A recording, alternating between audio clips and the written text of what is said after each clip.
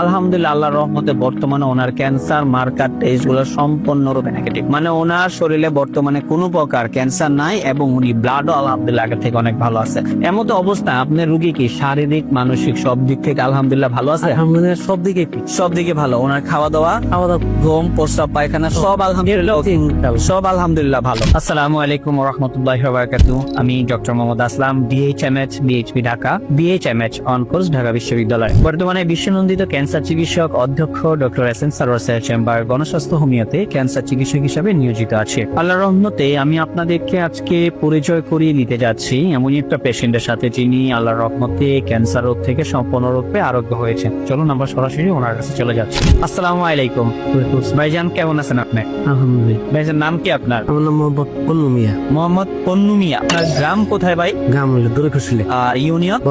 বল্লা। বল্লা union. থানা কোনটা? কালিহাত। আর জেলা? টাঙ্গাইল। টাঙ্গাইল জেলা। আচ্ছা, আপনার বাবার নাম কি? মুজিবুর রহমান। মায়ের নাম? খুদেজা বেগম। খুদেজা বেগম। আপনার বোনের নাম কি? জায়দা। জায়েদা।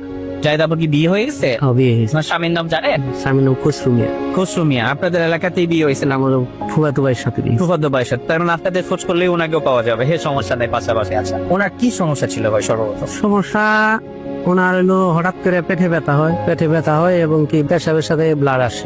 প্রস্তাবের সাথে ব্লাড আসে, তখন আমরা সদর হাসপাতালে নিয়ে যাই। ওইখান থেকে তারা পরীক্ষা করে বলে যে এনার এই কিডনিতে টিউমার আছে। তো আমরা তখন উন্নত চিকিৎসার জন্য আমরা মির্জাপুর কুমেদানি হাসপাতালে নিয়ে আসি। কুমুদিনী হসপিটালে? হ্যাঁ, মির্জাপুর কুমেদানি হাসপাতালে নিয়ে আসার পরে ওনারা পরীক্ষা নিরীক্ষা করে বললো যে টিউমারে ওটা অপারেশন করতে গেলে একটা কিডনি ওনার ফেলে দিতে হবে। তখন আমরা অপারেশন করাইলাম আর কি। অপারেশন করানোর পরে তারপরে ওটারে বায়োপসি করবার নিয়ে দিল, যেটার মধ্যে দেখা যায় যে ভাইরাস আছে কিনা বা ক্যান্সারের জীবন আছে কিনা। তো ঢাকাতে পাঠাইলো। ওখান থেকে ওইটা রিপোর্ট গেল যে ওনার ক্যান্সার আছে। পরে ওই বললো যে আমাদের এখানে এটার চিকিৎসা মানে এটার ধাপটা ছিল ফুড করে মানে এবার লাস্ট টেস্ট ছিল।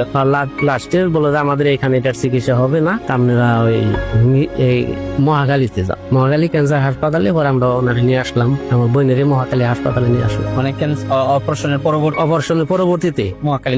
পরে ওখান থেকে ওনারা মেডিসিন লিখল। তা আমি বললাম যে মেডিসিন লিখতেছেন মাইসের না থেরাপি দেয়, এরকম শুনি যে ক্যান্সারের রোগীর থেরাপি দেয়। তা আমাদের থেরাপি দিবেন না? বললো যে না, থেরাপি দেওয়া চলবো না, এটা যে ব্যয়বহুল থেরাপি এটা আপনারা দিতে পারবেন না। কিরকম ভাই বল যে একটা থেরাপিতে 2 লক্ষ 2.5 লক্ষ টাকা খরচ কোন পক্ষে 20টা দিতে হইব। তখন আমরা তো বললাম যে না, এই ব্যয়বহুল চিকিৎসা তো আমরা দিতে পারবো। তারপরে থেকে মেডিসিন লেখা দেয়, মেডিসিন আমরা স্টার্ট করি। মেডিসিন খাওয়ার পরে 1 মাস খাওয়ার পরে রোগীর কোনো উন্নতি হয় না। যে ওটা মেডিসিন খাইলে পারা মানে কোনো খানা দানাই করতে পারে না, মুখটা মানে একবারে জ্বলে যায়। ওটা তো বললো যে এই ট্যাবলেটটাই থেরাপি, যে ক্যাপসুলটা মানে ওরাল কেমন, যেটাকে আমরা বলি খাওয়ার মাধ্যমে তো ওটা খাইলে ওরা পানিটাও খাইতে পারে। রোগীর হালাত খুব খারাপ। এর মধ্যে আপনাদের এই গণস্বাস্থ্য হোমিওর একটা ভিডিও আপনি পাইছেন আর কি।